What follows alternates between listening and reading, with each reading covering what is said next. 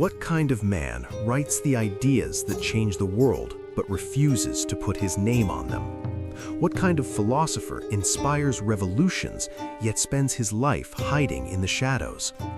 John Locke helped shape modern freedom, natural rights, government by consent, the right to overthrow tyranny. His ideas built the foundation of modern democracy, and yet he refused to claim them. Why?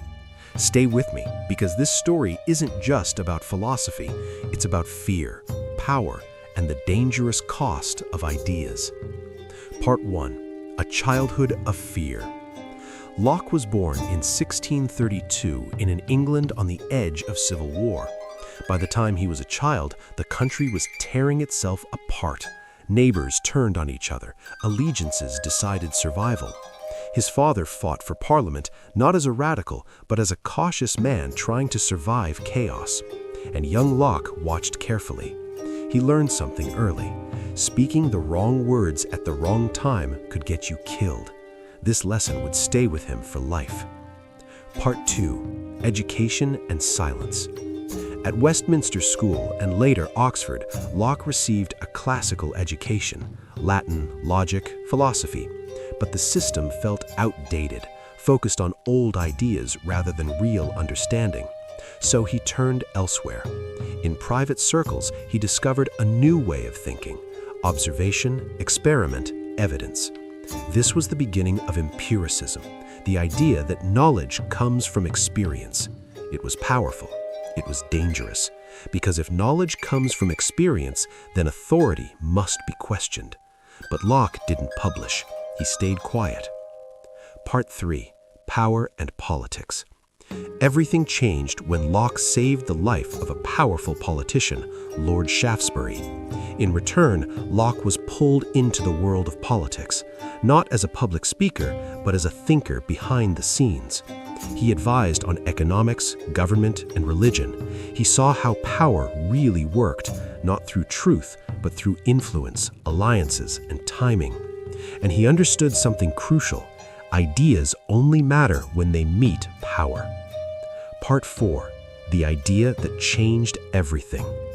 Around 1671, Locke began writing what would become his most important work, a simple but radical claim: the human mind is a blank slate, no innate ideas, no built-in truths.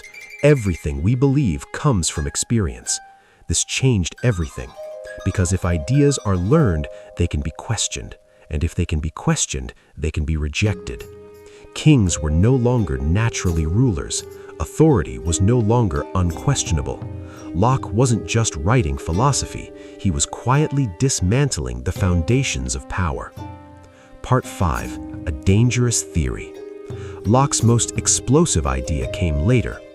Government exists only because people agree to it, not because of God, not because of birth, but because of consent. And if a government becomes tyrannical, people have the right to remove it. This was revolutionary. It meant kings could be overthrown. It meant power could be challenged. It meant authority was no longer absolute.